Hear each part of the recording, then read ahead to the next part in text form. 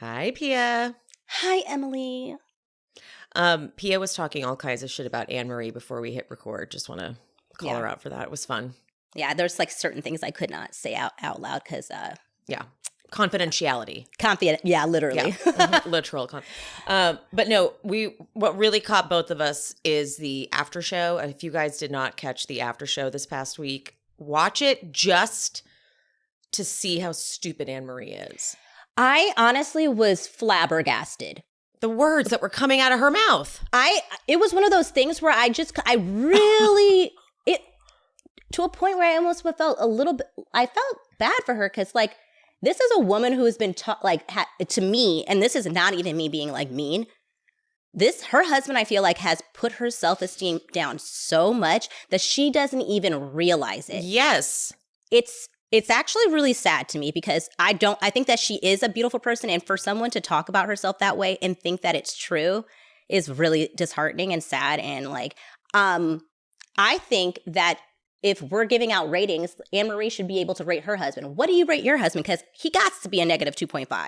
Like, he's giving out 8.5. So like, what does he think he is? Well, also now it makes those allegations that came out, the lawsuit from the 90s where he allegedly a woman in college. Mm-hmm. It just makes him, it's like painting him in a worse light. And it's almost like becoming damning evidence, the things that she says about him as a positive. Yeah, it's as like a positive. He says to you, "You're an 8.5," and she's like, "Because I am. Like, I'm not a 10." That hurt me so much when she said that. And she looked around at the producers too, like, right? They're like, "No, that's not." Mm-mm. I do not like Anne-Marie, and I'm Anna-Marie, and I don't. But that hurt me. That she really believes that. Like, that hurt me as a woman. Like, yeah. Get away from that fucking disgusting piece of shit man. Has convinced her that this is a compliment and that this is what she should want. No, like I wonder if Andy will say something like this at the reunion to her.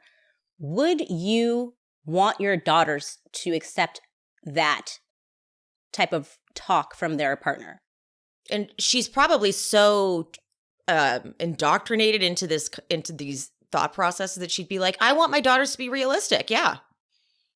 You know she would. You know that's what she's going to say. I know that's what she's going to say because she is trying not to contradict herself. But like, if it actually happened, I feel like it would probably, if someone actually did that to her daughter, I feel like it really would jolt her. Because I feel like everything is in concept. You know, you can think that that's what you're going to do. But if it happened, like you really, okay.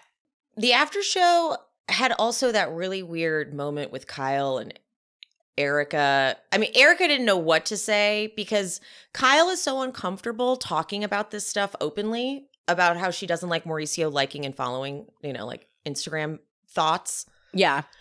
So she's still not comfortable saying it. So the nervous giggling and whatnot, it made Erica not know what to do. She's like, well, Kyle, what are you going to do? Like, ooh, I feel like Erica no one knows what to say. And it's also really hard to be Kyle's friend because you can't really say everything you think because she's so sensitive and everything is a slight to her if you're not like saying what she wants. What's in her box of acceptable words. So I feel like Erica is really just playing like she's like I'm just gonna like she's like I don't know what to say and I don't know what to say, so I'm just gonna say I don't know what to say, Kyle. Yeah she learned from what Dorit went through. She's like, I'm not interested. I have my own problems. I'm trying to get through this season and make people forget about all the other seasons. It's like I had a whole Denise thing that I didn't see coming. She almost put a wrench in my whole redemption season arc. I really tried the empathy thing and she really fucked me up. She really didn't do too good. Yeah. Okay, before we go into that, let's do Miami because I actually didn't have too much to say about Miami. It was I wouldn't say it's a filler episode. A lot of them can kind of have that filler feel to them because it's more just about like dynamics and they're entertaining regardless. I mean, I thought it had more content technically than Beverly Hills, I thought. Yeah. Well, or it actually might have been even to me. I feel like it was. I would put it as kind of tied. Yeah. Yeah. So, okay, in this episode, I felt really bad for Nicole because the fact that Adriana's not getting singled out, but she is, and like not getting invited to the group event because of the whole Anna thing, that is stupid. And that is because Alexia is completely jealous of Nicole. And also, it's just so funny because they keep thinking it's about Marysol, and it has nothing to do with Marysol at all, actually. It has everything to do with exposing Alexia, and they still don't even realize that. Like, I know. They're like, Alexia keeps going, I'm doing this for you, Marysol. I'm defending you. It's like, well, no. No, like it actually had zero to do with Marysol at all. She's like so proud of herself. She's like, I'm being a really good friend for Marysol right now. Like, bitch, no, you're not. You don't even see the storm that's coming. Yeah, go ahead and forgive. Why was I going to call her Ariana? Adriana.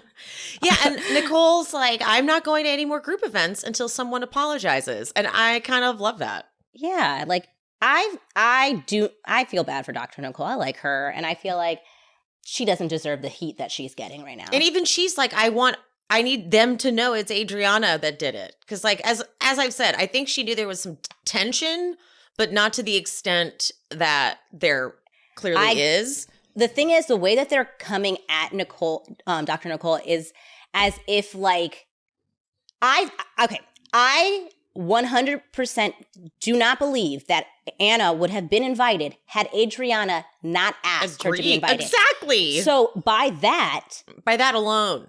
Then how is this Dr. Nicole's fault? Like, you know what I mean? Like, this wouldn't even be an issue. Like, she would not even have been in the conversation. Like, Alexia and Marysol, well, Marysol especially, she had a weird side eye for Nicole when this reboot first happened. She was one of the new people, and Nicole wasn't down with Larsa right away. She didn't know Larsa personally, and before filming, she had a gathering of all the women that Larsa wasn't invited to because, as she said to them, like, well, I don't know Larsa.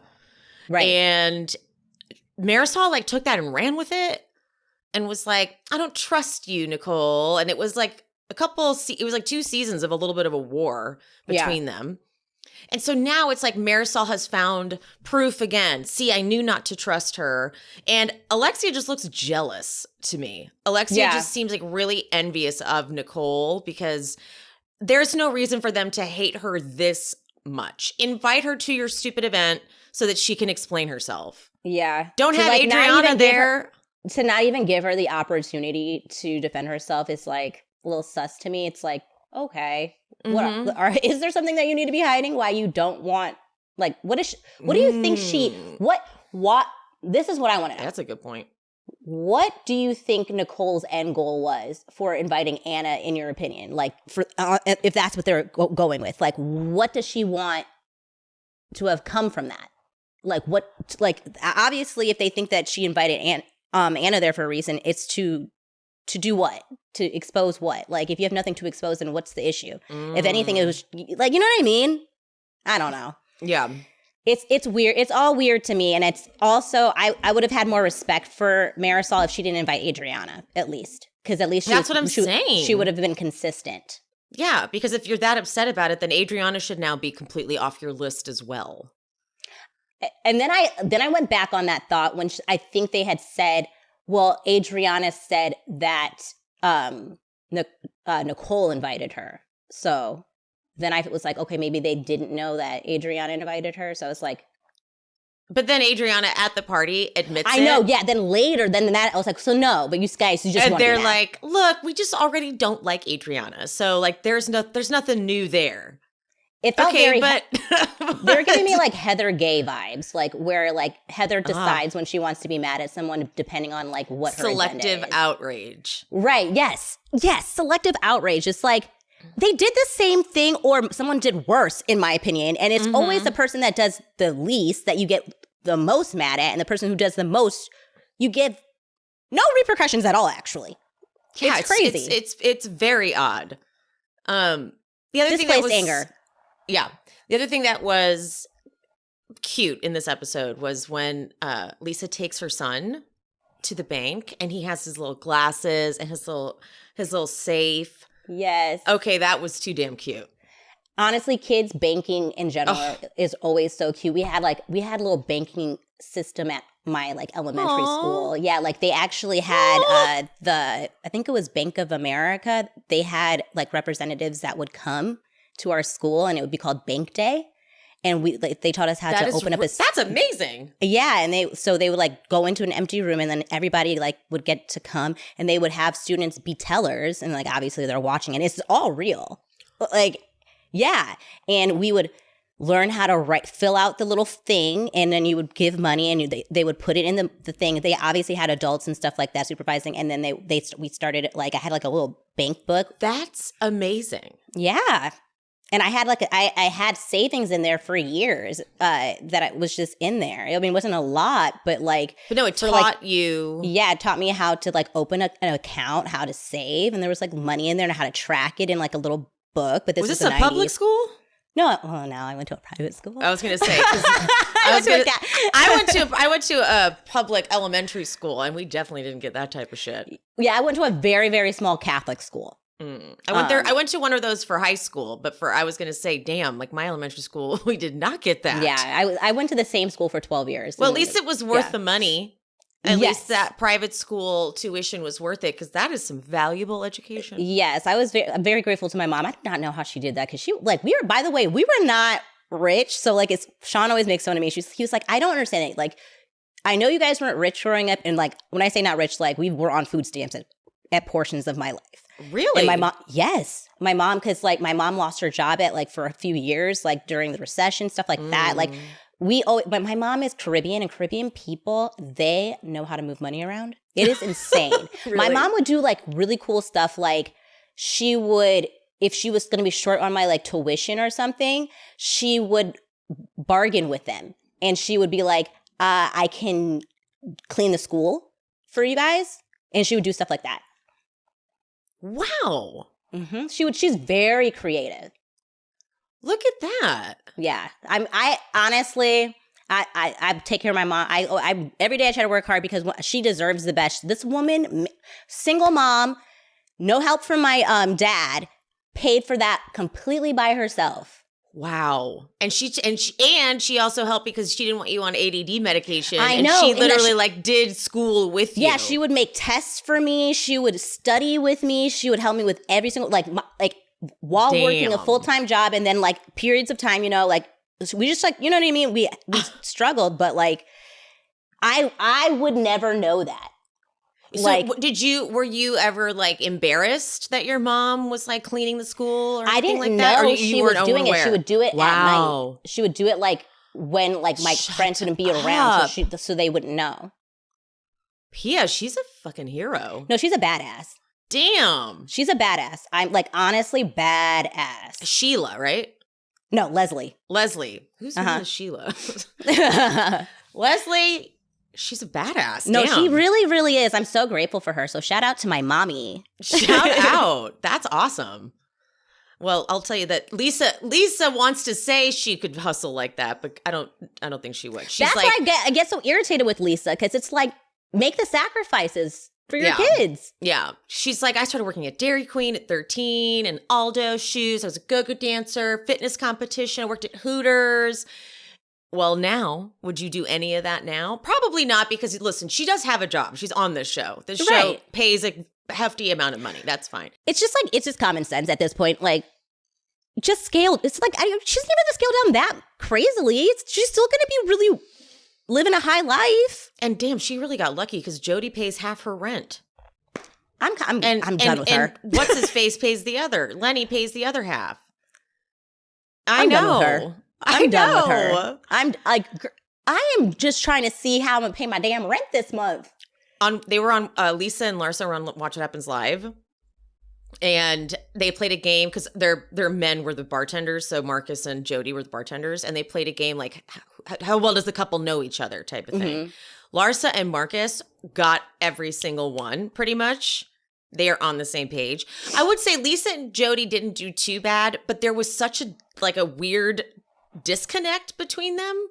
And then when she like kind of awkwardly admitted that he was paying half her rent. Like I feel like she was thinking, and she was saying she didn't need to volunteer it, but I think she was probably doing the math in her head. Like, I'm sure there are people tweeting right now, that man pays your rent. Because that came out that he pays half of her rent and Lenny pays the other half. And the thing is, I'm not mad at it. If somebody want to pay half my rent, yeah, exactly. Go ahead, do it. Like I'm not a hater. Do it. But I think she's just missing the big picture. It's like her friends are just concerned that like it's like Dr. Nicole, like you always say. I'm sure her man is paying for a lot of stuff, but like if it went away, she will be fine. Yeah. Right? Yeah. If Jody goes away, will you be fine? That's the thing. Let him pay half all you want, but are you able to, like, if that man leaves tomorrow, are you able to pick that tab up? And you should be able to, honestly, with, you know, what she makes from the show and whatnot, and like other sponsors that I'm sure she gets and partnerships. Absolutely. And stuff. The thing is, she just needs to stop like she just has to accept that Lenny's money is not her money anymore. So like you just cannot spend like there's no end to your bank account. That's all. But you still are going to be living such a good life. So like I can't feel sorry for her in the money aspect of it.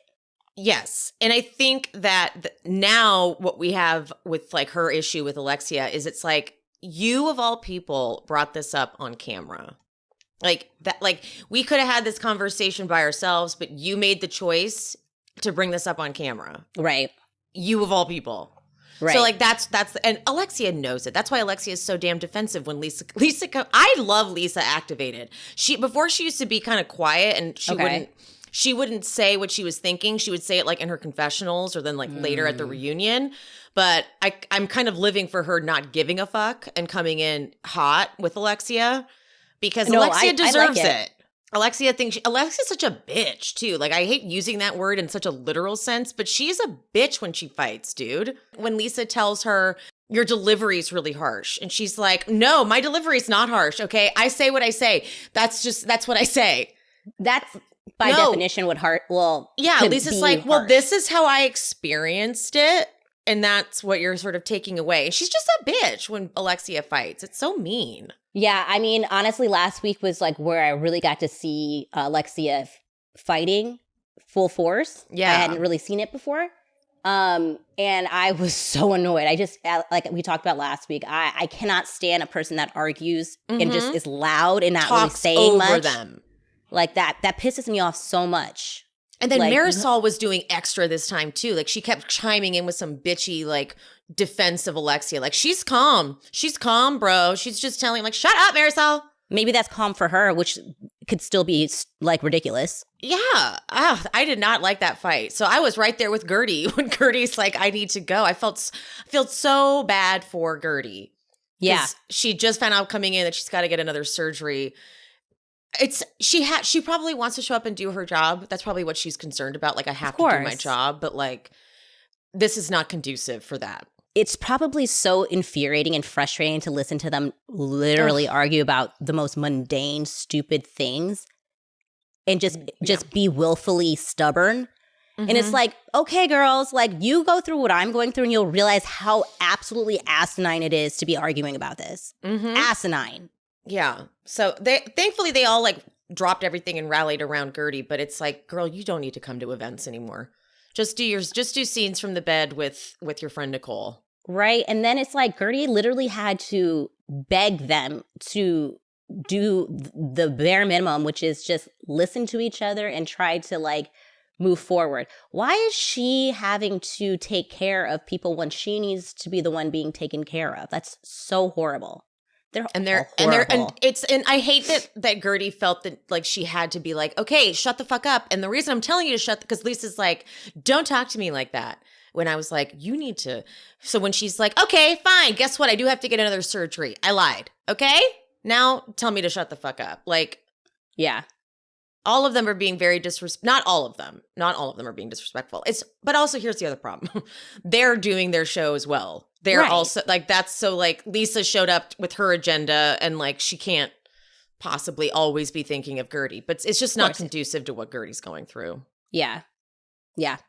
I just feel like anybody that Lisa's kind of done it a couple of times, which kind of irritated me. Anytime anybody comes with Guerdy with any sort of attitude, I'm not with it. I really don't give a fuck what Guerdy said. Right now, she has cancer, and if anybody even like looks at Guerdy wrong, I'm on the defense right now. Like, abso-fucking-lutely. Like, I already tried to kind of let it go last week with Lisa at that fucking Mother's Day thing, and she's coming again in hot. Like, bitch. No, Lisa's coming in way too hot with her. Watch your fucking self now when it comes to Guerdy. You can give that heat to everybody else, but you better back the fuck up when it comes to Guerdy. Like, I don't mind you yell at Alexia all you want, but when Guerdy steps in and tries to tell you to be quiet, listen. Yeah. I mean, I know I gave Larsa a lot of heat in the beginning, and she still will be getting that heat. But Lisa's getting to a close second with my ass. Like, and they're such besties, so it kind of tracks. That tracks. Right? How could you do this to me? Question mark. This episode of She Speaks Bravo is brought to you by Wild Grain. Wild Grain is the first ever bake from frozen subscription box for sourdough breads, fresh pastas, and artisanal pastries. Every item bakes from frozen in 25 minutes or less. No thawing required. That's huge. The team at Wild Grain just sent me a new box. So much delicious stuff inside. Let me tell you about it. The croissants. Hands down, the best croissant I've ever eaten in my entire life. No doubt about it. They also gave me the pastas that they're known for. Super easy. There's no thawing required. That's happened a lot where I've gotten subscription boxes that are frozen and you have to thaw it out. I don't think ahead. And you can now fully customize your Wild Grain box so you can get any combination of breads, pastas, and pastries that you like. And if you want a box of all bread, all pasta, or all pastries, you can have that. Plus, for a limited time, you can get $30 off your first box, plus free croissants in every box. When you go to wildgrain.com/shespeaks to start your subscription. You heard me. Free croissants in every box and $30 off your first box when you go to wildgrain.com/shespeaks. That's wildgrain.com/shespeaks, or you can use promo code SheSpeaks at checkout. The rumors and nastiness about her. All right, that's all I have to say about Beverly Hills. Anything else you want to add? That is Miami. I mean, Miami. Sorry, because I'm going to say we're going to Beverly Hills. That's all I have to say about Miami. Let's go to Beverly Hills. Kyle has planned this day trip to Ojai for Anna Marie's birthday and gives us the classic line, because every time she's been around us, it's been chaos. Although I guess it isn't chaos on this Ojai trip. I just realized that. I was like, they do go to Ojai and have a nice time. I mean, yeah. That's rare. That never happens. But I think it's like I feel like everyone had to be on their best behavior because they knew what the trip was for. Like, it's kind of like you're kind of an asshole if you cause drama on a trip to mourn someone who just like committed suicide. Yeah. Think. You know what I mean? Like, I feel like everybody knows that they need to be on their best behavior. That's true. That's true. This is like a trump card. Like, this trumps all the other things, guys. Yeah. We do get like a glimpse into Kyle's shopping addiction. She's like, I don't blame her though. If you have the funds. If you have the funds, yeah. Because she's like, I buy something every day. Then I was like, I want to do that. I think, but I thought about it and I was like, maybe I do. I think I get an Amazon. I order from online like all the time. I don't know if it's considered shopping though, but kind of. It is definitely shopping. Sometimes it's like stuff I need, but when I think back to it, like if I have a thought, like, you know what, I just bought a new blanket for my bed. Just like, but you did need that. I did. I mean, honestly, I'm with Kyle. I know. I'm like, maybe I don't care on this. If you have if it would be different if she was doing it and like she couldn't afford it, because I do that. I do. That's I what can't we afford do it all the time. I actually just got a package right before we hopped on this Zoom. Yeah. I don't think care. every day I open my door, there's a package. It's the dopamine that happens when that package comes. Yeah. Like I the package that I'm sending you. Like I saw the tracking thing and I got a dopamine. I was like, it's coming. It's coming. I love online shopping. It's fun. I do too. I prefer online shopping to every time I go into a store, I'm disappointed. I hate going into physical stores. Like when I went to a mall last year for, I think it was like, I can't remember what time of the year that was, but it was for my sister's engagement party. And I was like, I'm going to go to the mall and find something. It was, first of all, it was raining and it was like a partly outdoor mall. Or was it the Grove? No, this is it out in Woodland Hills. Oh, okay. Then nothing was cute in the store. Like I went into a department store and I was like, I don't like anything here. This is horrible. It was actually kind of depressing. The department store of it all was depressing. That was the worst. Then I went to literally every single fucking store in the mall that would be something I would go to. And there was just nothing cute. And so I was like, this is why I shop online. Honestly, online shopping is the best, and most places have really great return policies. So it's but check the return policy because I didn't check it one time, and I'm still pissed I usually just order from the same places, so I usually know them. But like, if it's like a new place, absolutely have to check. Especially if it's like, I did that once when I ordered something from like White Fox, which is an Australian-based company, and I like needed to take it back because it didn't like fit. But it's like no point because to ship it back, it's so expensive. And they make you pay for that, Yeah. So it's like, you got to be like careful. You do have to be careful. Yeah, you do. But malls are very depressing. I went to the mall for my last time I went to a mall was the day of my birthday because my outfit that I had ordered didn't come in time. And I was panicking and I went to Zara and it was the one like in Glendale.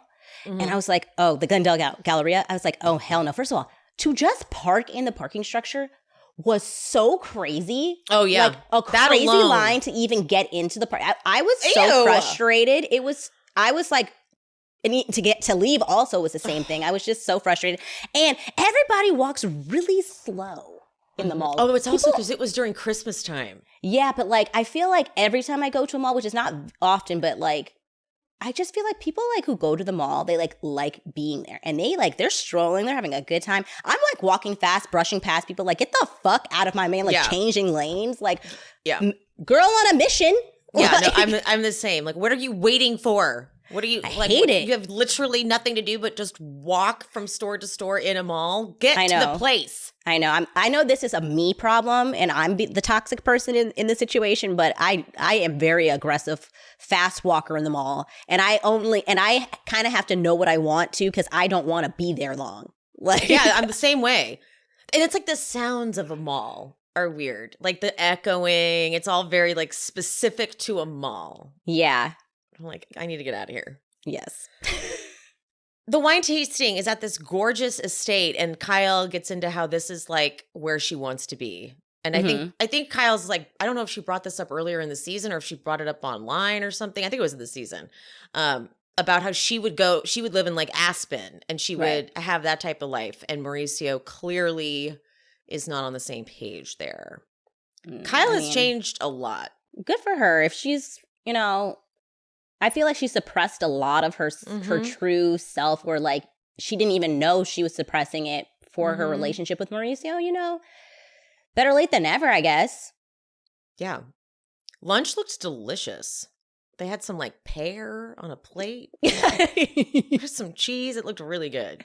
I'm a sucker for some cheese. Me too. Kyle busts out the game and Crystal picks up a card that says, lick a friend's toe. And fucking Sutton does it. Sutton, I'm starting to realize, especially this season, she is definitely that friend who is insecure, like, or is prudish, right? And like, but then when there's an opportunity to like show off, she'll do it, like lighting up a joint, talking about like weird stuff at the table in Vegas, and like I'll lick the toe just like for like I can do it, like I'm cool, like I prove to you that I'm not prudish, and it's like I'd always feel that way with her. She's like, I feel like she gets crazy when she's late night drunk. I do. I feel like she's doing some shit. They need to stay at her house later at night. Yeah, like I feel like that's where the real party takes place. Like her and Jennifer Tilly and Garcelle have had like crazy fun nights. That probably is an interesting little dynamic. Right? Sutton pulls a card that says, what is appropriate communication for your husband on social media? And Kyle shocks everyone and it's like, oh yeah, no, I've had a fight with Mo over that, liking people's photos and stuff. And they're like, be cool, be cool, be cool. Everyone's like, no sudden movements because we want to get more information. Yeah, everyone they're was like super shocked. Really? That's so funny. That's and then Sutton's like, what do you define as communicating? Is that like DMs? And Kyle's like, no, DMs are absolutely off the table, but just following and liking. And I do agree. Yeah, I agree too. Like if there's, especially if someone has been in his DMs, like if someone DMs Mauricio, clearly not respecting the fact that he's married, and then he's like, I'll follow you and like your shit. Yeah. She's dropping hints. She doesn't want to she doesn't want to fully throw him under the bus because of the fact that the kids are going to see this and whatnot, but she's like dropping as much as she feels comfortable. Oh, speaking of the kids, that reminds me when she's like, just, before that, like in that same package when she's talking about being able to live other places, and she was like, maybe when Portia. I was like, isn't in school anymore? Didn't we kind of talk about that earlier in the season? We did. Yeah, like I feel like she truly is waiting for Portia to get out of the house to like. I feel like that might be when she officially files for divorce. Like once Portia is out of the house, like I feel like I can see Kyle still doing this limbo thing with Mauricio for a couple more years just to get Portia out. That's painful. Yeah. They bring out Anne-Marie's cake. They cut the cake. There's a beat. And Kyle goes, would you ever date a woman? That was wild. And then in the after show, even the way she like talks about it, it's not like, it still feels like there was something else to it. She's like, I was just saying, for shock value, but also like, I do enjoy this. I do enjoy that she's expanding her mind, I guess, of like what's acceptable and what's not acceptable, because she at one point was doing everything basically her mom wanted her to do, and now she's like discovering what other stuff she likes. Yeah. But it's like, then we're gonna get a whole scene with Morgan singing and all that shit later. So it's just like it feels like she's testing the waters is what it does. It's like she's like, absolutely how do we feel about this? Hypothetically, if one of us was to start like dating a woman like me, what would we think about that? I don't know what Kyle, I actually really can't put my finger on if I feel like Kyle is consciously or subconsciously doing this. I know. Because I'm like, it seems so clear that you want us to know there's marital problems, but you don't want to be the one that completely outs that. But you want to kind of be mad at whoever does, so you can say that it's not your fault because you feel like, slightly guilty. Does she even know she's doing it? Yeah, but like, I can't decide if I know she's made this an actual plan or if this is just someone subconsciously sabotaging or trying to tell their friends that I am having these thoughts. I cannot tell. Because it's like, it's too obvious that even they're afraid to take it. Yeah, like, I'm so confused. I keep going back. What are we supposed to say right now? I keep going back and forth if I think this is a very calculated, planned out plot on Kyle to get out of her marriage, or if this is just some woman who is torn. Who is so lost and so confused, she's genuinely throwing these things out there. Like, what do I do with this, guys? I am so confused. Everyone's uncomfortable. Everyone's like, are we allowed to ask follow-up questions to this very obvious response you have? Yeah, because like just last week you were like, why is no one defending me when you bring up the marriage stuff like Mo's cheating? Hey, Mo has been doing some inappropriate things on Instagram. Like, I don't know what to do. What are we supposed to say, Kyle? Kyle, you're giving me mixed signals. Oh my God. Do we talk about the husband or do we not? like what the fuck? And you brought the game. Morgan? You brought the game, and I know you knew what was in those goddamn cards. She's like, oh, this game. Oh, so funny. It's about a girls' night out. I guess it's some funny questions. I legit was like, when they were pulling cards, she thought that they were going to pull the card about, like, would you test waters with women? And no one did. And so she was like, I'm just going to say it. I'm just going to fucking say it. She put it on the top, and Crystal accidentally grabbed the other one. They ain't pulling the card, so I know I put it in there. She's like, damn it, that was the first card. She skipped it. Yeah. And she put it at the back. No one's going to get it now. And I feel like whoever did see it, maybe it was Crystal. She's like, no, Kyle's in a weird place right now. No, I will help you, my friend. I got you, girl. She's like, I didn't want you to get. God damn it, Crystal, I was using you. And then Crystal is the one who's like, would you date a woman? And she's like, let me think about that. Yeah. Absolutely. Yep. Yes, I would. Yeah, I think so. I haven't really thought about it much, but maybe. And she better thank Garcelle because Garcelle kind of helped her out by saying she would do it. She's like, yeah, why not? I feel like Garcelle did that on normalized purpose, it. That was, I was just going to say, that was a tactic, at least a tactic, to be like, this is a safe place. You can totally talk about this if you want. I'm not going to judge you. Erica's not here to like. These are normal thoughts. Yeah, because she's only got like the kind of conservative-y friends. Like Erica'd be the only other friend that'd be like, hell yeah, you know, something like that. So Garcelle's like, look, maybe not really, but hey, why not? Let's make Kyle say more stuff. See, I know a lot of people think Garcelle was coming for Kyle, like starting at Kyle's dinner with saying, was that a makeup ring that Mauricio gave you, or like talking about the ring? I feel like because Garcelle has gotten publicly cheated on and she's blasted her ex, I feel like she was just trying to relate and being like, girl, we've all been there. If it's a present because he messed up, that like I get that, and also I get accepting it. And then also I feel like if you have had thoughts, like she's like, I'm helping you, girl. Like I am with you. Like, I'm going to make this easy for you. I'm going to set the path for you. Because she wants her to talk about it, too. Because she does want her to talk about it. It's like, it's happening right in front of our eyes. Like, we're not supposed to talk about it. But that's why, but then they don't know what to do when she presents something so obvious. They're like, I know. Do we take it? Like, are we allowed? I'm not sure. Yeah. Well, Garcelle has a great scene with her boys.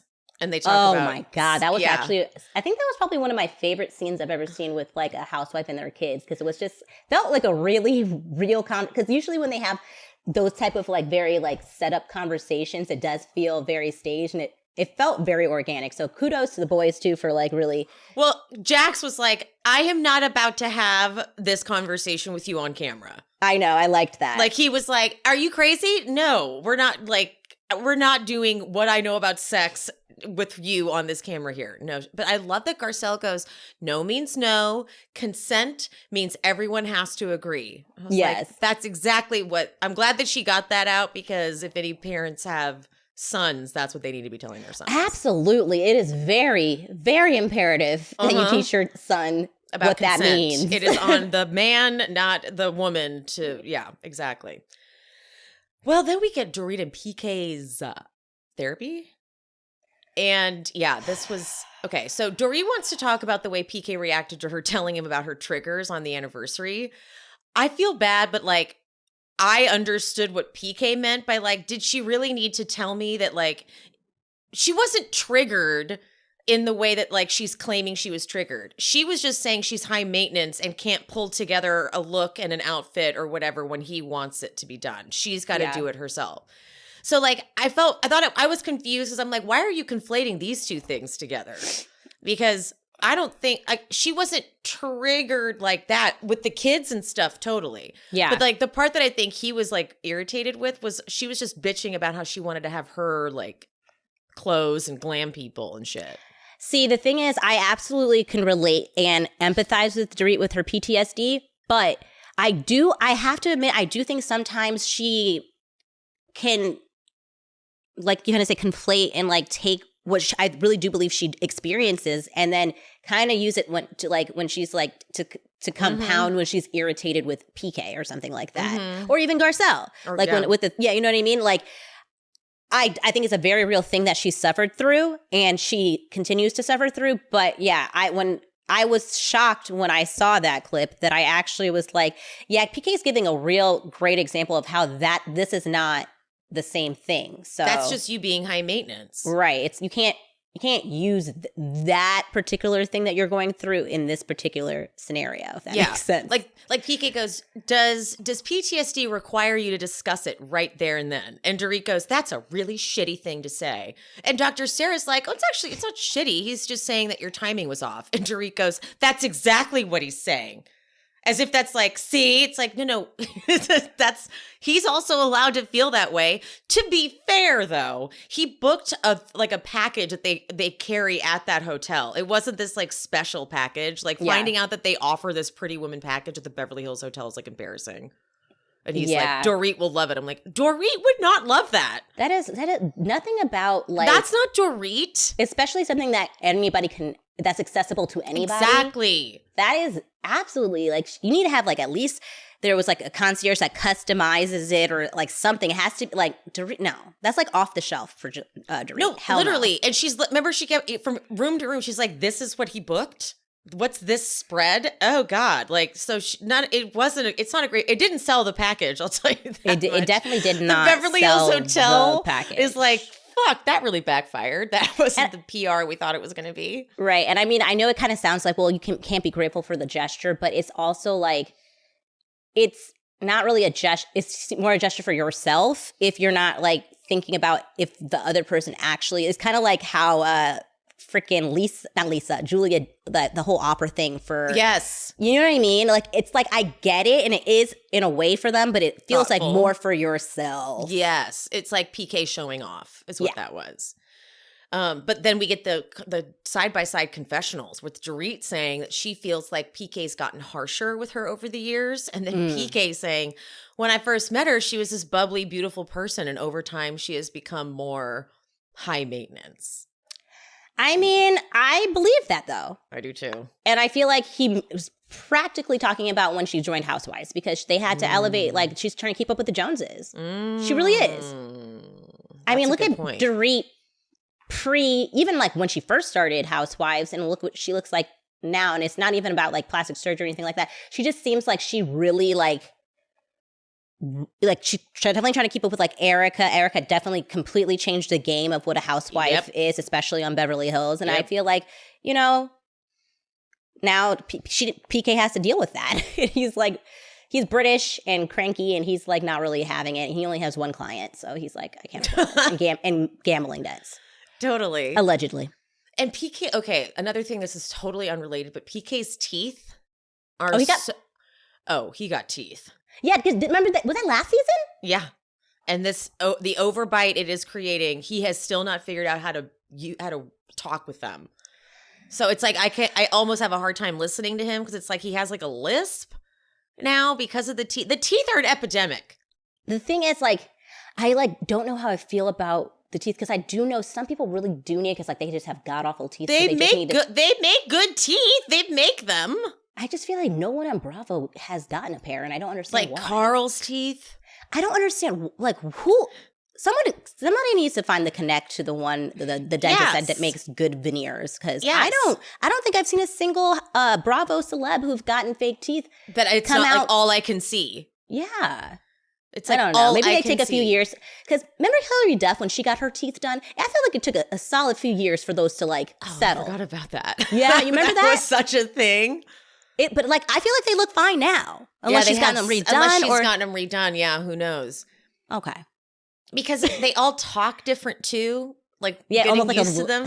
And also, so I went back and rewatched Jersey Shore Family Vacation. It was like research. There was a reason for it. Is it Ronnie? No, Ronnie, Vinny, Dina. Oh, wait, Vinny Nicole. All of them got them.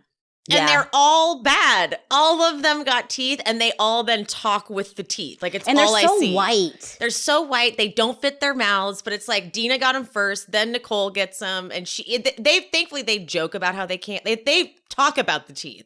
That's a relief on that show. Oh, they do. Okay, that's fun. Yeah, they make fun of each other. Like when Vinny gets teeth, they make fun of Vinny, and like he like has a lisp and shit. So like at least they acknowledge it, but they don't acknowledge it on these Bravo shows, and it drives me crazy.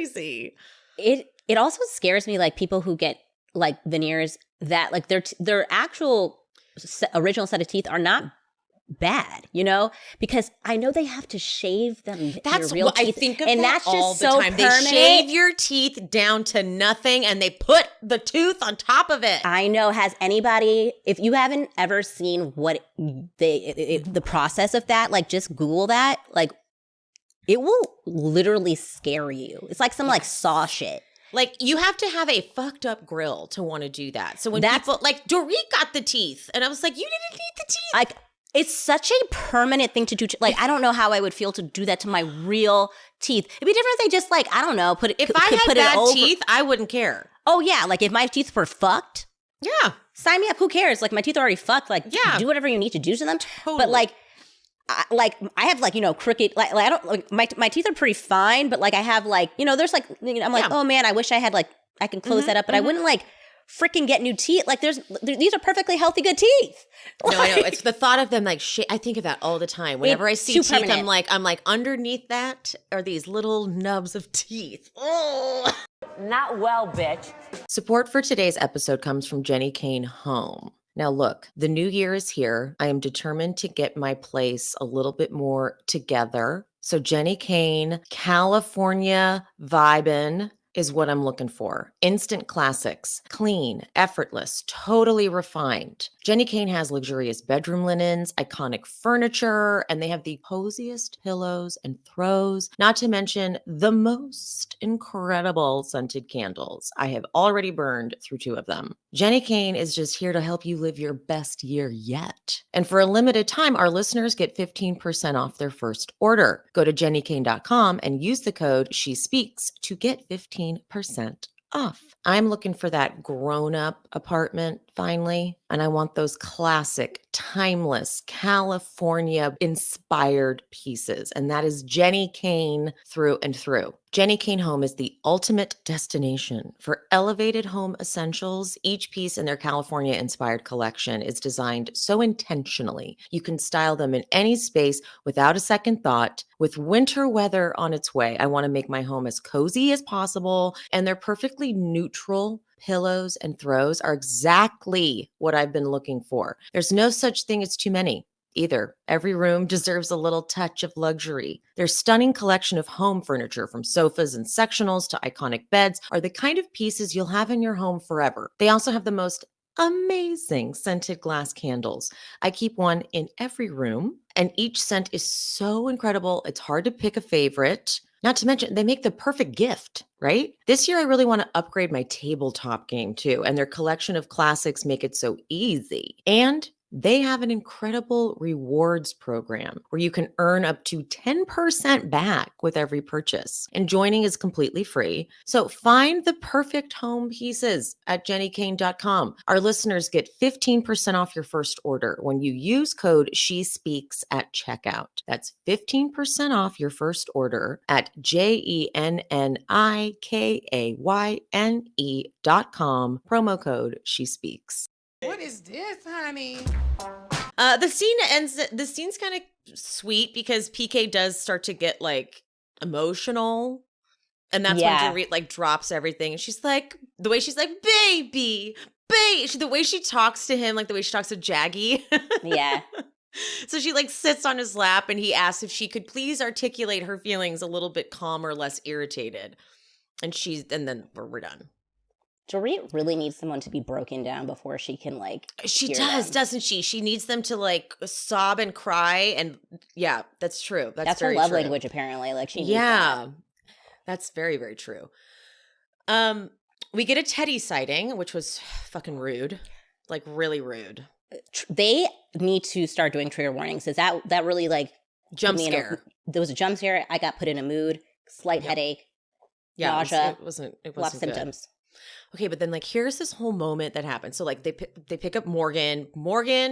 Kyle's talking to the like event planner person, and Morgan starts doing a sound check, and Kyle's like, "Hold on, I need to just go listen to this." And she just goes and watches her as she's doing the sound check, and then they have this whole moment where she's sitting down in the couch area, and Morgan comes to like comfort her.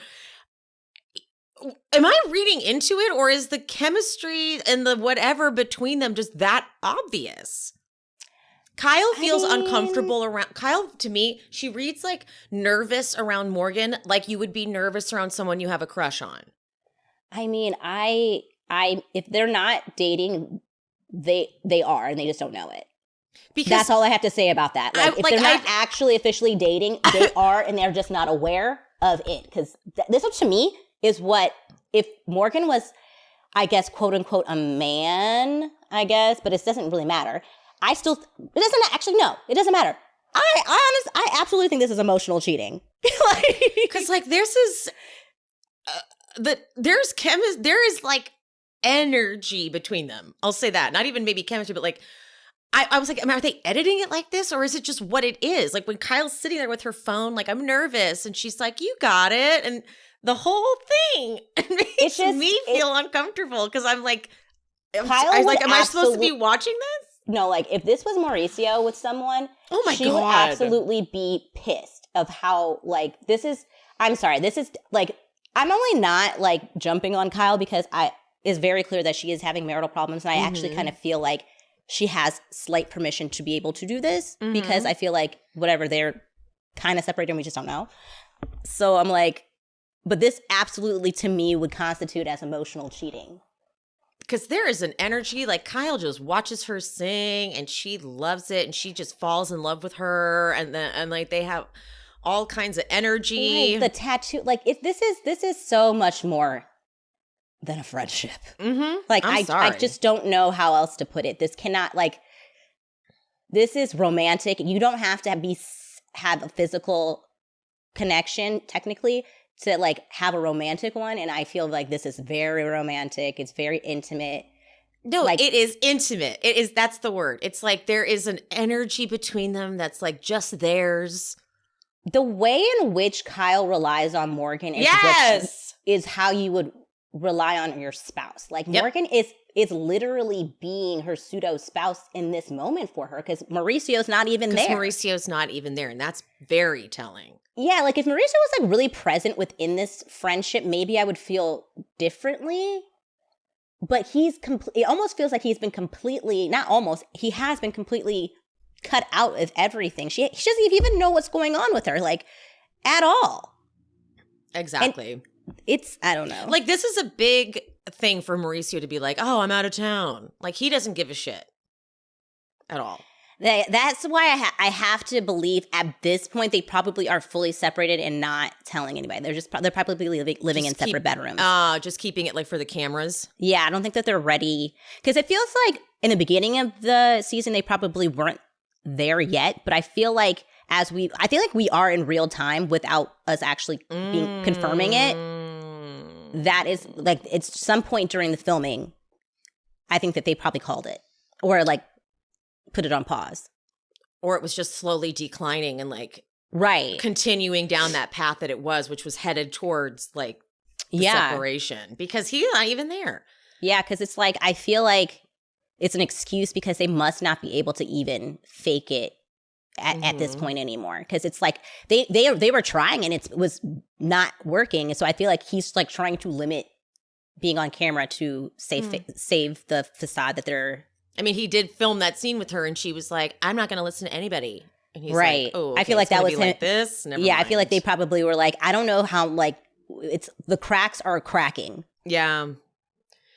Garcelle has a moment with fucking Teddy. Teddy walks up to freaking Garcelle and is like, "Hey, the Nat's here." Okay. See, that's exactly what a Nat would fucking do. Garcelle's like, she even calls herself the Nat. Like, Teddy thinks that by taking on the joke, like. She's part of the joke, like she's owning, like she's like, yeah, I can be a part of it. It just doesn't work. Yeah, it's funny because it typically should, and it still does not for her because she just so much is that that it just like, yes, thank you for announcing yourself. Yeah. Anna Marie, excuse me. What is her fucking problem? She talks to Garcelle and Crystal about Sutton. It's like literally like that's the best way to just sum her the fuck up. What is her fucking problem? Thank you. Like she sits down with Garcelle and Crystal, and the first thing is, you guys, you're friends with Sutton, so her small esophagus, and right now you're like, I don't, this isn't even an interesting conversation anymore. And then she says, because Garcelle's like, why do you care so much? And she says, I care because I'm in healthcare. No. Oh. Anne-Marie claims that she asked all sorts of other medical professionals about what this was. And they all were like, look, you could say that to a layman, but a medical professional is going to question it. Okay, well, you've had 2 medical professionals in the Bravo-verse debunk that. So then Anna-Marie says that her Sutton's esophagus issues could be it's a result of something else, it's a symptom of something else. Like if she had an eating disorder, it'd be from throwing up. And so Crystal rightfully steps in and is like, you're implying that she has an eating disorder. And Anna-Marie does the thing I could not even believe. She goes, those are your words, not mine. Crystal's like, you just said it. No, I didn't. All I said was a narrow esophagus is not a medical condition. Well, it's on fucking camera. Okay. So you did say that. What's your problem? So you want so badly for Sutton to have an eating disorder. I don't know what Kyle did to get her to like die on this hill, but she is really trying to make. I feel like Kyle is kind of done. Maybe she forgot to tell Anna Marie. She's kind of done with the whole eating disorder thing. I think she honestly has moved on, and if Kyle absolutely forgot to tell Anna Marie about that, I really believe that. I really do. And then she finds out she's still talking about it too late. She's like, oh shit, I forgot. Yeah, she's like, to give her that brief. Literally meant to. We're done. We're over it. I moved on to something else. God, she's so stupid. Yes. And also, even if Kyle was still, maybe Kyle was like, no, I know, it's just weird. Anna Marie will take any little thing Kyle says and be like, oh, she still wants me to go. She still wants me to do this. Like, she's such a pick me try hard with Kyle. Yeah. That she's like proving herself with this stupid task. No, but Dorit looks so busted. So Sutton's talking to Dorit about her father's suicide and how it splintered the family. They never addressed it as a family. Garcelle walks over to tell her that Anna Marie is coming for her. And Sutton goes, why? Your small esophagus. Dorit, bitch, you are just as guilty about this esophagus conversation as anyone else. Okay. Yeah. You've been beating this too, but she's like, what? Then in her fucking confessional, she goes, Garcelle likes to light a match and walk away. No, she didn't walk away. She walked over. Sutton said she didn't want to deal with it, but Garcelle did not walk away. And by the way, at Kyle's weed dinner, you did the exact same thing to Kyle about what Sutton said. Yeah. How is this like a classic Garcelle move? Dorit, you did the same thing. Yeah, Garcelle never walks away. She always stays. She's like, right there. Give me an example of that. And also, literally never. She literally never does that. Never does. She's never run away from any of it. The thing is, I feel like then everyone would be saying, including Dorit, if Garcelle didn't immediately let Sutton know what Anna Marie said, it would be like, why didn't you get? Oh, Sutton's your good friend. Mm-hmm. You didn't warn her. Mm-hmm. It's like if someone just talked about shit about my really good friend, I immediately would tell them. And it would be different if Garcelle was like, no, you need to go over there and say something. She just quite simply gives her the information and it's like warning her. Sutton's saying that she doesn't want to deal with it. And Garcelle lets it go. You know what I mean? I don't see what the issue is. She's letting her friend know. She lets Sutton do with what she wants with that information. And then that's it. Dorit, her reads are always off. This is what she does. She lights a match and walks away. No, she doesn't. She absolutely does not. Actually, you do that, Dorit. She did You literally did that with Denise and Erica. That's fucked. That's not fair. See? She's all, oh my God, Dorit. She literally did do that. That's like, it just recently happened too. It's not like I have to like think from seasons ago, like to get an example. It just happened. Just happened. You did that and literally ran away. Literally got in the car, left, and said, then bye. And then that whole thing happened with Denise and Erica. Yes. So $7 bundle of Denise Richard, who makes more than you or Sammy. Like, you did that. You did that because honestly might not have happened. Exactly. So Dorit, shut the hell up. Dorit has like thoughts on Morgan, and I like it because she's kind of resentful of Morgan. I kind of love it too. Yeah, like she's like, I met Morgan before Kyle. They got super close, and then she puts together like the last time PK and I were together with her and Mo was in London, like when I met Morgan. So she's like, she's really putting it together. Cut to Kyle feeding Morgan her cantaloupe. Which Kyle was, could you say, Kyle was like looking around like, fuck, people are going to say something. Because she could feel like this isn't a good look. You're doing it in public, guys.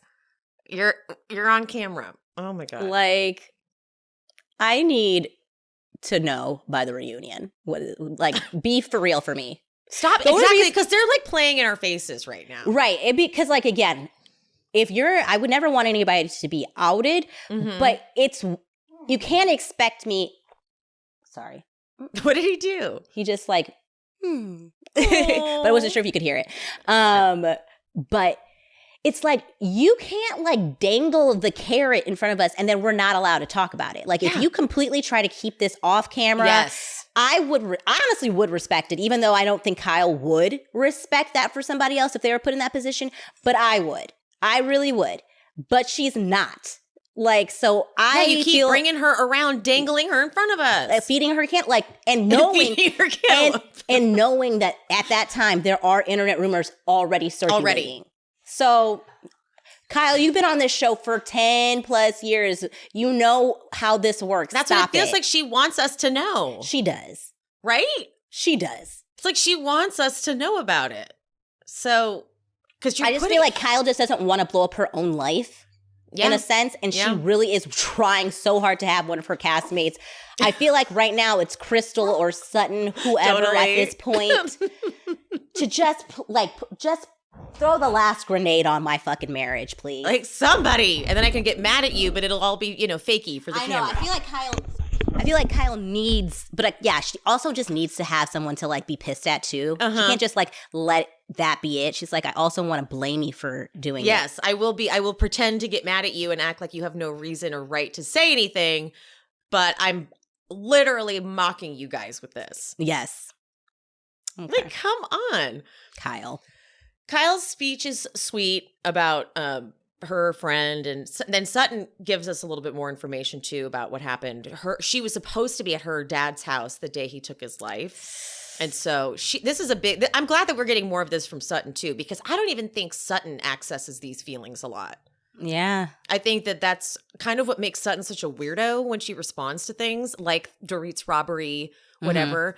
Like when she was like, "I don't like guns." And it's like, because she doesn't have she needs a therapist basically to like help her work through things. Because if that's how her family handled things, was to kind of never talk about it, something that major, like to never address your father's suicide. Yeah, that's horrible. And I remember when she kind of tried to a couple seasons ago when her mom was at her store and her mom was like, no, I don't think about it, or I don't miss it. Or did she say something like her mom said like she doesn't even miss her father? And she was like, we had a different relationship than you guys did. Yeah. Yeah. That's tough. Tough. What's even tougher is that 2 days before Lorene took her life, she had said to Kyle, always appreciate your marriage.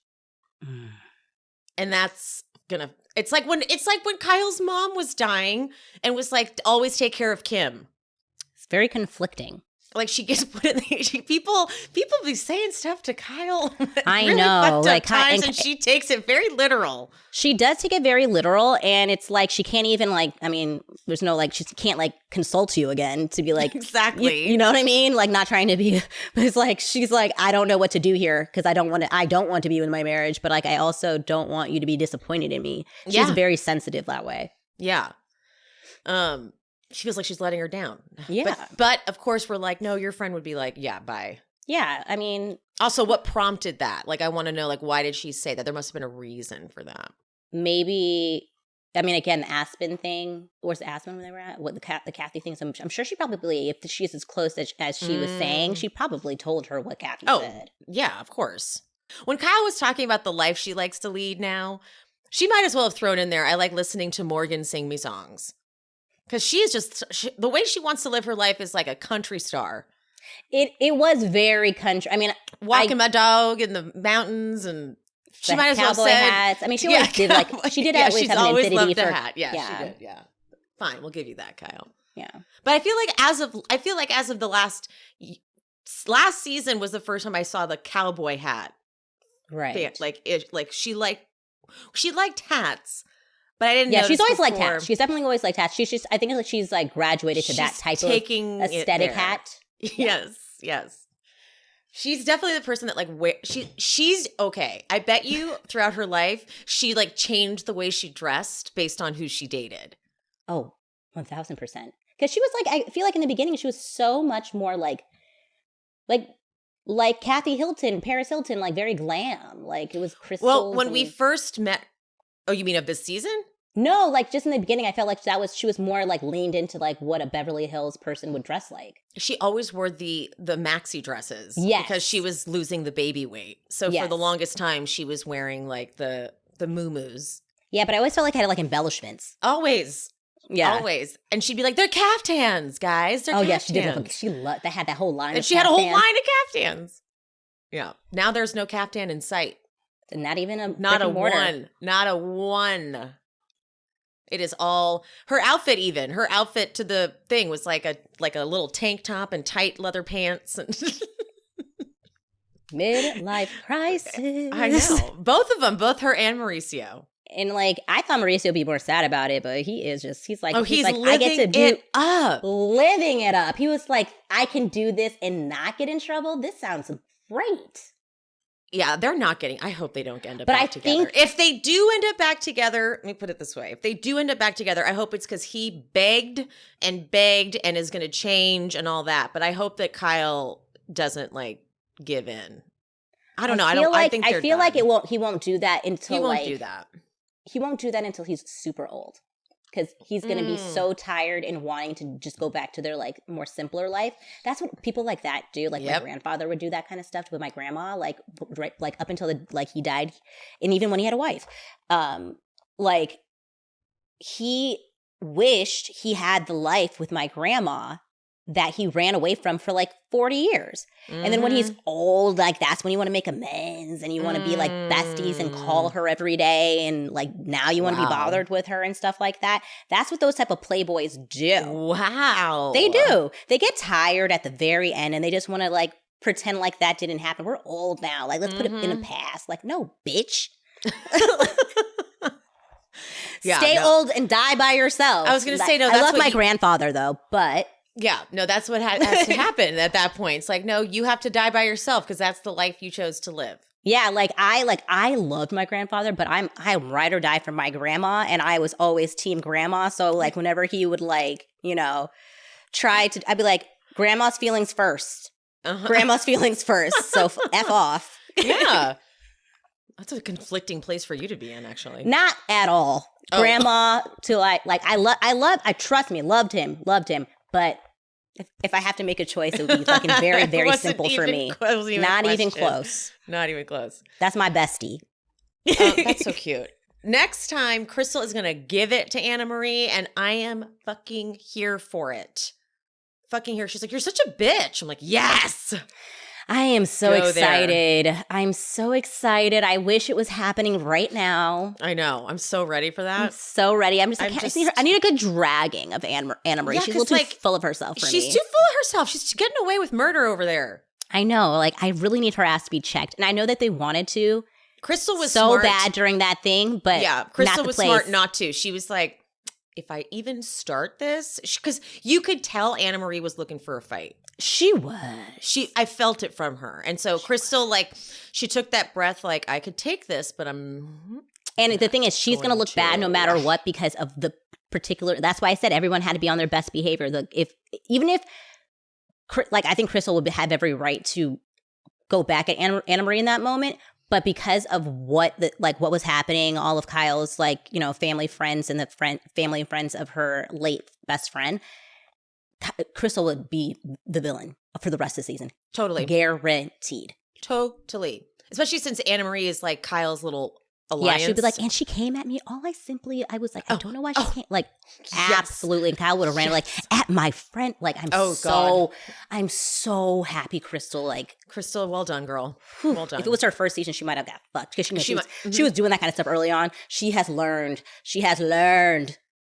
Yeah, so I'm excited to let her give it to her. Yes, and we haven't like got a really good Crystal, like because Crystal, like again in her earlier season, she was combative, but I wasn't always understanding of like where she was coming from, and I would like her to finally be on the right side of history with dragging someone, and I'm fucking ready for it. Me too, fucking ready for it. All right, well that wraps us up. Look, we did it in 1 hour and 8 minutes. You're the best in the West. I don't know. And we gabbed before. We gabbed, I know, because there just wasn't a lot of content. Yeah, but we needed these episodes. Like it's like you have to have these episodes to get the context. Yeah. Otherwise, you wouldn't get the full context in the next week. Right. It's going to be a really big payoff next week. Yes. All right, guys. Make sure you're following Pia on TikTok. Pia is same handle, right? At PiaJV? Yes. I kind of like archived my old stuff. I'm really trying to focus on doing just like anything pop culture that comes up and just giving you my opinion on it. And it's really simply that. I'm trying to grow my following. So, and eventually, you know, I have some other plans that I've been telling Emily about that I'm not ready to say yet, but I have other things in the works. Yeah, so go follow Pia over there on the TikTok. The link or whatever will be in the description of the episode. And all right, guys, love ya. Mean it. We'll see you next time. Bye. Bye. Thank you so much for watching and for listening to She Speaks Bravo with Emily Hanks. If you haven't already, would you mind leaving a 5-star rating and review on whatever platform you listen? That would be amazing. And if you're watching on YouTube, make sure you are subscribed and hit that bell so you don't miss an episode. And if you're looking for more content, more exclusive bonus content, check out the Patreon. I post 2 exclusive episodes a month, and I'm covering just the Bravo jams, like Classic Roni, Atlanta, and of course Vanderpump Rules. If you just want to support the show, head to buymeacoffee.com/SheSpeaksBravo and buy me a coffee, or 2 or 5. We also have merch available at SheSpeaksBravo.com. Make sure you're following me on the social medias. I am She Speaks Bravo across all platforms. Thank you so much for any support you give the show, even if it's just listening. Appreciate you, love you, mean it. I'll see you soon.